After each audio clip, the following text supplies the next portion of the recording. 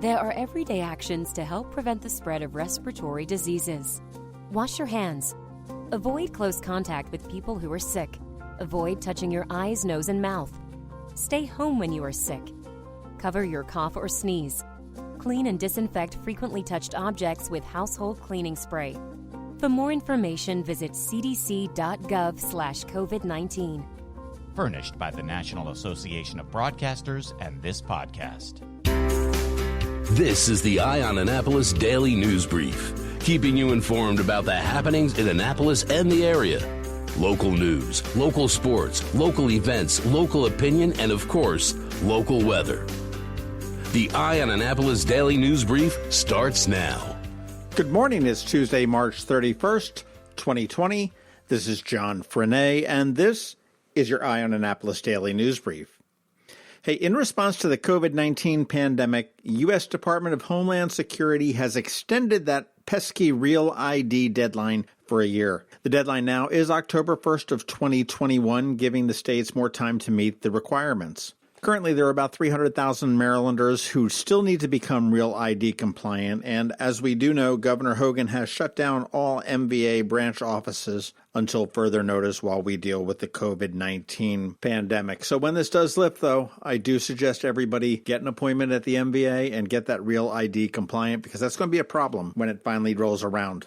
More disappointment. Annapolis Pride announced yesterday that the second annual Annapolis Pride Parade and Festival is being postponed. The event had been scheduled to take place on Saturday, June 27th, and Jeremy Browning, who is the founder and CEO of Annapolis Pride, said, "We're incredibly sad at having to take this action, but we know it's the right thing to do. Public health and safety continue to be our number one priority, and today's decision reflects that commitment. We will be working with the city of Annapolis to reschedule the parade and festival." We don't have a date scheduled on that. Now, June 27th was also the day of Eastport Rockin', that favorite music festival in Eastport. We reached out to the organizers there, and we learned that they are planning to go live. However, they are also planning to go virtual. So we're not quite sure what's going to happen there yet, but they are planning to do it one of two ways. It appears that COVID-19 is not going to keep Eastport Rockin' down one way or another. We still have not heard anything from the Naval Academy on commissioning week or graduation. I do suspect we will probably hear something a little bit later on this week, considering a lot of the colleges in the area recently have announced postponements or cancellation of graduations. Kudos to Aldi in Washington, D.C. And Aldi is a market in Washington, D.C. They've got a couple here in Anne Arundel County, and they have a vulnerable shopper hours, which a lot of the supermarkets do from early in the morning, the first hour for older people as well as people that are somewhat compromised. But they are also placing limits on many of the in-demand items such as water, pantry staples, pre-made meals, cleaning supplies, and toilet paper. So I say good on you, Aldi. I wish some of the other stores here in the area would follow suit. I'm talking to you, Giant, Safeway, Wegmans, Whole Foods, and Trader Joe's.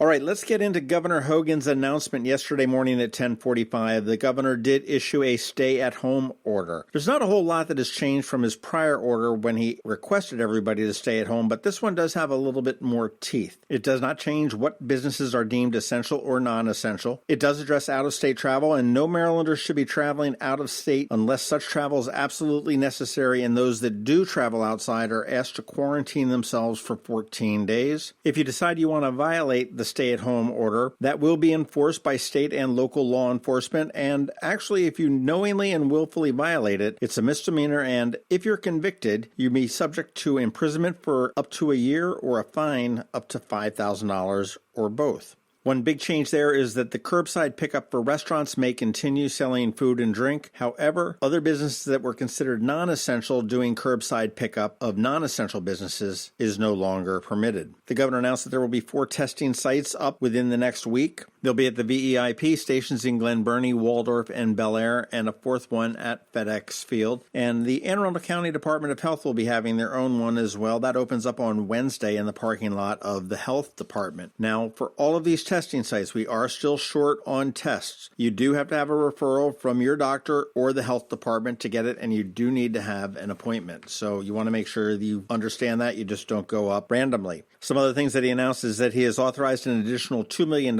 into the layoff aversion fund, which brings that fund total to $9 million. And that's money available to small businesses to keep people employed. And he also issued an emergency order which suspends any requirement that makes any families that are part of the CHIP program, which is the Maryland Children's Health Program, to have to pay any premiums. So those families are assured of not losing coverage during this crisis. Now, I do want to be a little bit clear as far as what is and is not allowed in this stay-at-home order. It is not a shelter-in-place order. That's more of an immediate, dangerous, active shooter type of a thing. You are able to go out to get necessary supplies or services for yourself, your family, household members, pets, livestock, and that would include groceries, supply for household consumption use, supplies and equipment needed for working from home, laundry and products needed to maintain the safety and sanitation and maintenance and repair of your home. You can go out and seek medical, behavioral, or emergency services, as well as pick up any medication at any kind of pharmacies. You can care for another family member, a friend, a pet, livestock that may be in another household. That's all fine. You can travel to and from any educational institution for the purposes of receiving meals or instructional materials for distance learning. And in Anne Arundel County, they're going to be doing them in a lot of the parking lots of the schools. And the big one that everyone was asking about is, what about being outdoors? Yes, you are able to engage in outdoor exercise activities such as walking, hiking, running, biking, etc. You've got to be in compliance with the order on gatherings of 10 or more. And the emphasis here is on exercise. It is not on being able to have a 9-person cul-de-sac cocktail party. That would be a violation. Leisure boating is not allowed. However, limited fishing and crabbing is allowed if it is indeed used for provisioning your house. And in his conference, he really made it very clear. He said no Maryland resident should be leaving their home unless it is for an essential job or for an essential reasons such as obtaining food or medicine, seeking urgent medical attention, or for other necessary purposes. And with every crisis comes scammers, and tax preparers and residents of Maryland are being warned by Comptroller Peter Franchot of a new scam that's trying to swindle them out of their stimulus checks. Franchot said that there have been scammers that have been calling up tax preparers as well as individuals and using terms such as, in order to receive your stimulus payment via direct deposit, we need to confirm your banking information. Okay, don't give it to them. The IRS is not going to call you. They do have your information. If they have your direct deposit information, they will direct deposit it into your bank account, and your bank will give you notification of that. If they don't have it, they will be sending you a check. They will not be calling you. So if you do get any kind of a call regarding the stimulus, just hang up. It's 99.9% a scam. And I mentioned this before, but I want to mention it again. You want to go to GoFundMe.com and then search for Feed Anne Arundel. And this is a group sort of spearheaded by Monica Alvarado from Bread and Butter Kitchen.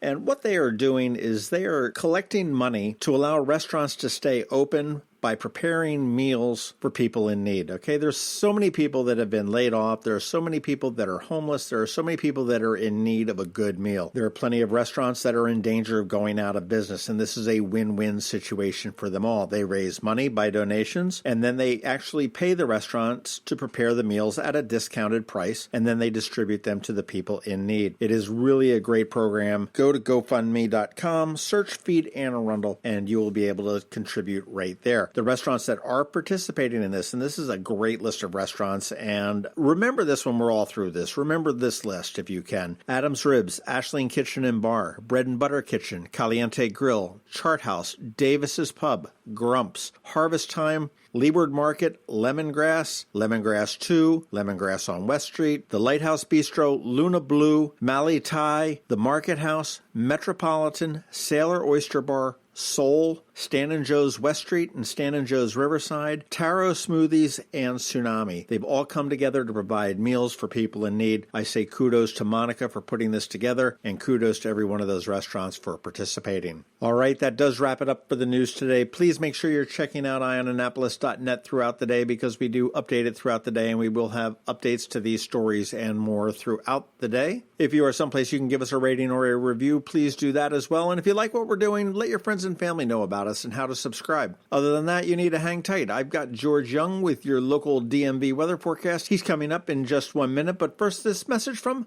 Solar Energy Services. Hello, Marylanders. I'm Rick Peters, president of Solar Energy Services. Have you been thinking about solar for your home or business?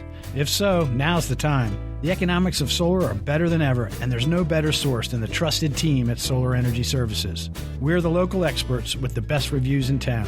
We've been around for 40 plus years, and we'll be here even longer to back up the generous warranties we offer. Let me put the solar economics in perspective. A typical residential solar investment in Maryland has an annual rate of return between 8 and 12%. And where can you get 10% annual returns for more than 25 years with very low risk? Not in savings, not even in stocks. So make your smartest investment ever by installing solar now and enjoy the satisfaction of doing your part for clean energy. Don't wait another minute. Sunshine's a wasted. Call today, 410-923-6090, or visit solarsaves.net.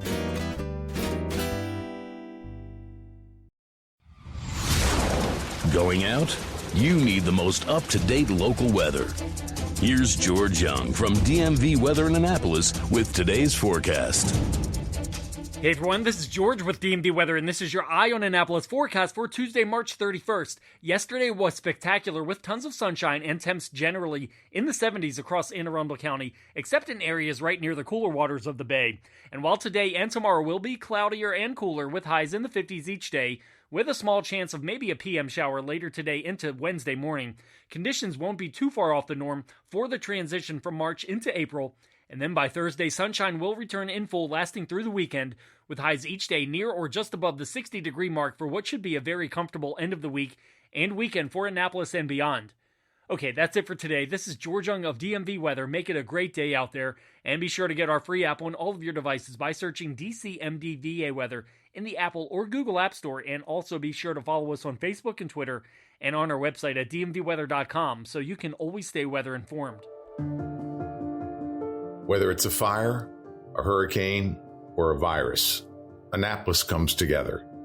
We've done it time and time again, because this is a town that gets it, a town that knows how to lift each other up when the world falls down.